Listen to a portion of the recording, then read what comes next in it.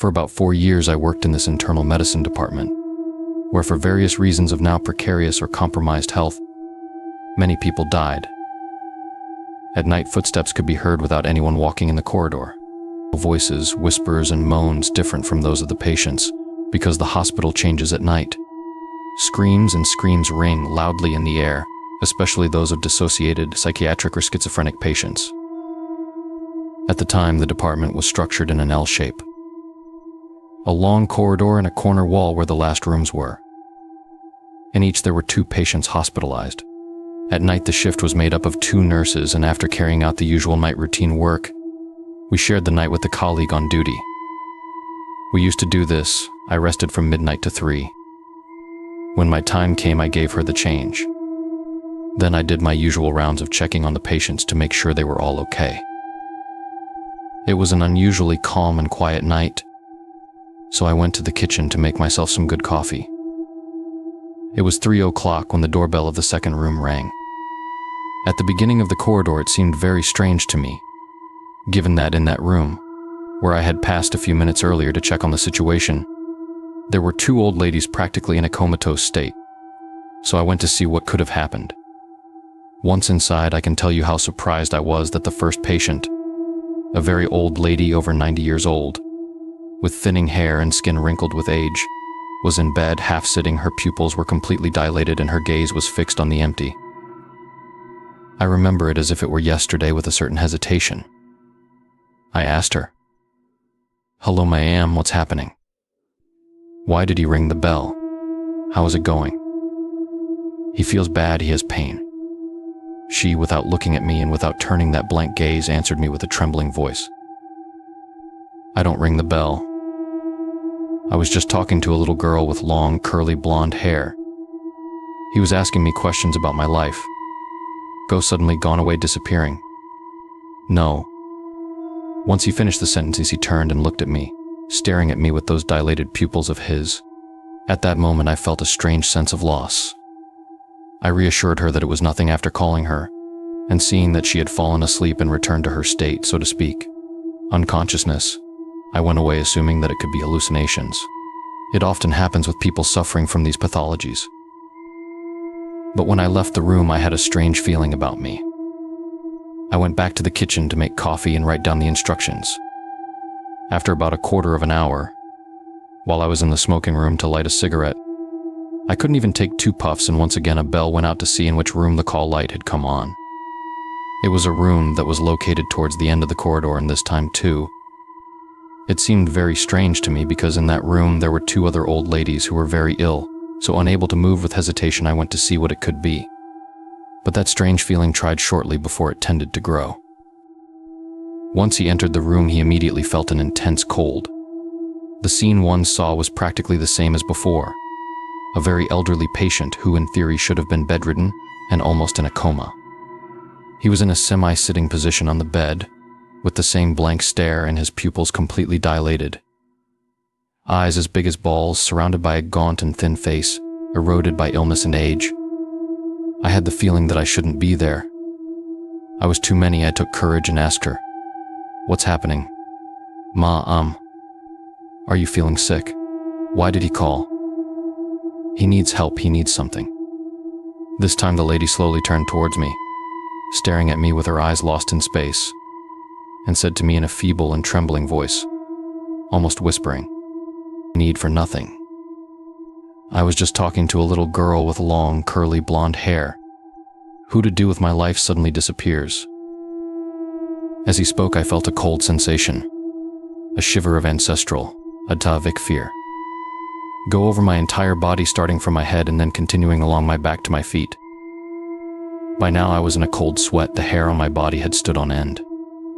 The old lady's words had petrified me. I don't know how I managed to reassure the lady with quick words. I left the room in a hurry, without ever looking back, with the perception that something was staring at me with long strides. I entered the kitchen. I was shaken, agitated. I tried to calm down. I remembered the conversations I had with various colleagues about strange events that had occurred in the department. Voices, footsteps, noises, all in nothingness. They had happened to me before. but never something like this. The only thing that reassured me was the fact that they were sporadic episodes and never created major problems. I drank some more coffee and smoked a cigarette to distract myself. I started writing the instructions. The minutes passed. Then around 5 o'clock dawn broke and the first sun began to illuminate the ward. I was much more calm. The sunlight cheered me up. Luckily, nothing further happened. By now, my colleague had also gotten up and her company gave me peace of mind. The shift ended without any more problems. I told everything to my colleague, who was shocked. I cursed myself for not saying anything to the others. I was afraid of being thought of as too strange or someone who talks bullshit. Once the shift was over, I went home to rest. Once I woke up around lunchtime, I sent messages to another colleague who worked on the afternoon shift. A friend of mine told me that the ladies had died between 1 and 3, within a short distance of each other. What happened was reported to me directly by my mother, who has worked in a hospital as a doctor for many years in Rome.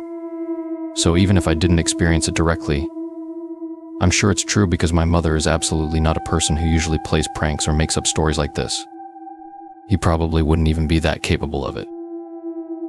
I must have been about 30 years old, and one morning while I was having breakfast, she came home after a double shift at work, and I saw her upset. It wasn't unusual for him to do that. You also come back at night, so by now she was used to not sleeping. That time she seemed different to me. I felt a sense of uneasiness and I asked her how work had gone. If she was tired, if she wanted to rest a little. Then she didn't say anything and went to lie down on the sofa watching TV. Later, seeing that she was still a little upset, I asked her again what had happened, and she told me about the strange experience she had that night. Unfortunately, that day in the late afternoon, a seriously ill patient had passed away. These are unpleasant things, but since they are hospitals, the thing that had struck my mother can happen, were the words that the man said to her shortly before dying. When everyone had now understood that he had only a few hours to live, the man turned to she saying, "Don't let me die, I don't want to die, please." Unfortunately, these are unpleasant situations that those who work in hospitals often find themselves experiencing and are always very difficult to deal with as a situation. However, that man struck her as being very scared and not ready to leave this world. However, a few hours later the man passed away. During the night, however, some strange things began to happen. Around 2 o'clock, all the nurses and doctors were in the room dedicated to the employees on duty, which directly opens onto the corridor of the ward with the various patients. The evening seemed calm, without emergencies. They kept each other company, talking about this and that. Suddenly, out of the corner of their eyes, my mother and 2 other colleagues saw someone walking past their door wearing a white night coat. Suspicious, they thought it was one of the patients who had gotten out of bed, but when they looked out the door, they saw no one. The corridor was empty, which seemed strange, but everyone had seen that shadow pass by.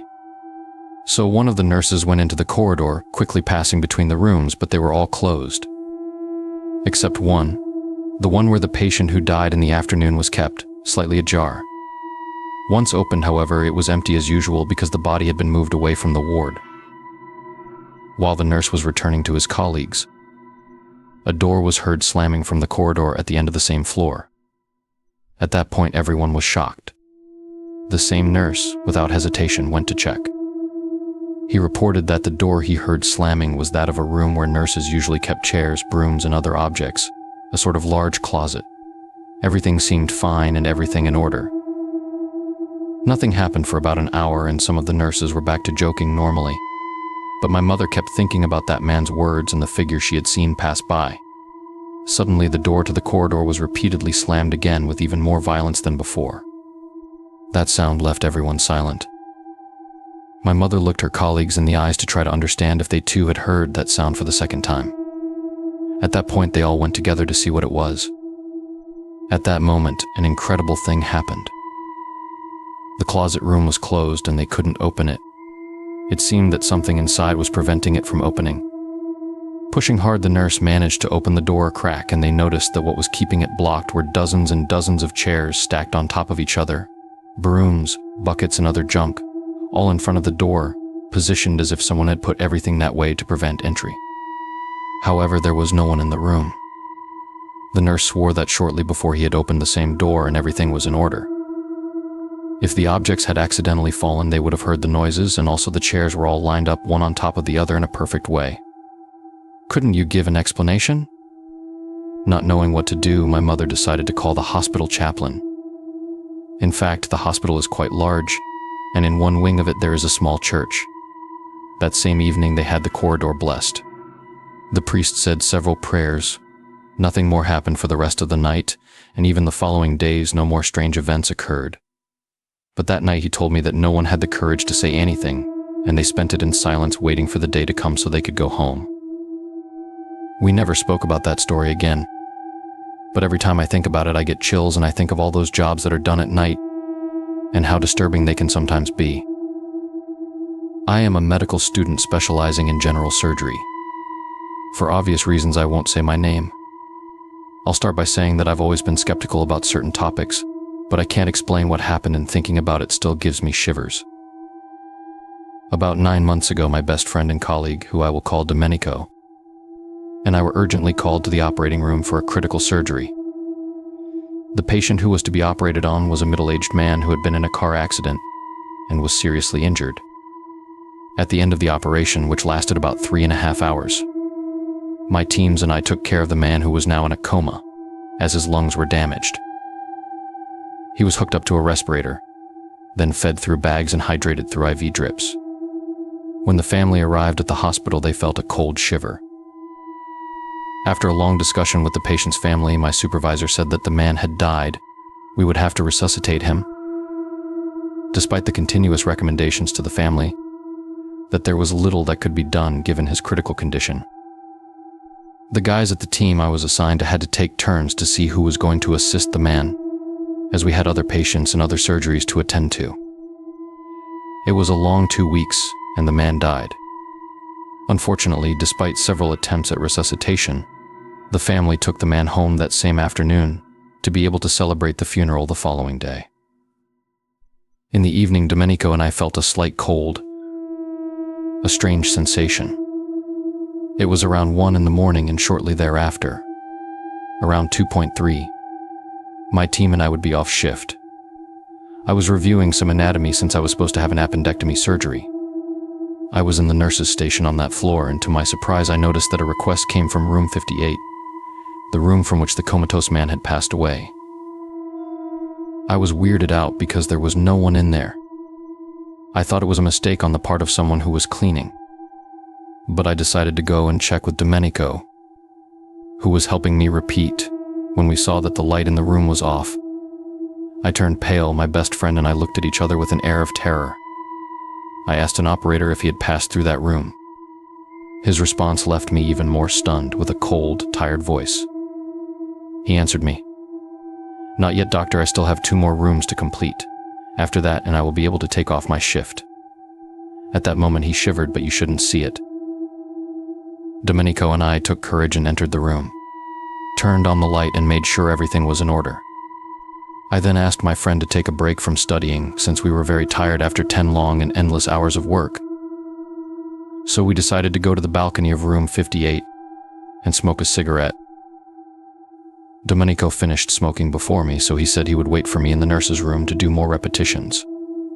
I was looking at my cell phone leaning against the iron railing when at a certain point I felt slightly dizzy. I moved away from the railing so as not to fall. I put out the cigarette in the ashtray placed on a table. I closed the window. When I turned, I took a look at the bed, noticing that it was wet with water. I looked at the ceiling thinking there was a water leak, but it was dry. What could have caused that stain? I was about to leave the room and shuddered. I heard a man shout my name behind me. I turned around and no one was there. I was going crazy. I didn't understand what it was. I quickly turned off the light, closed the door with a strong fear, and decided to go to a vending machine to drink some coffee. I thought it was due to tiredness, but the icy cold that could be felt in the room remained imprinted in my mind. And the bad smell? I returned to the nurse's room and gave everything to Domenico, confirming that a few hours earlier he too had had the same experience. We both looked at each other in amazement and talked about it until the end of the shift. I went back to work the next day in the afternoon. I decided to gather courage and go back to room 58. To my surprise, on the bed where the water stain was, there was a heart formed from the ceiling paint. I decided not to notice, but to this day I wonder what it could have been. I'll keep it short, like every doctor you cure and lose patients. But I have never had an experience like this before. What do you think it could have been? I look forward to your opinions. Thanks for listening. I hope the video was of interest to you. If you liked it, leave a like. Let me know what you think via a comment, and if you haven't already, subscribe to the channel. Greetings and see you in the next video.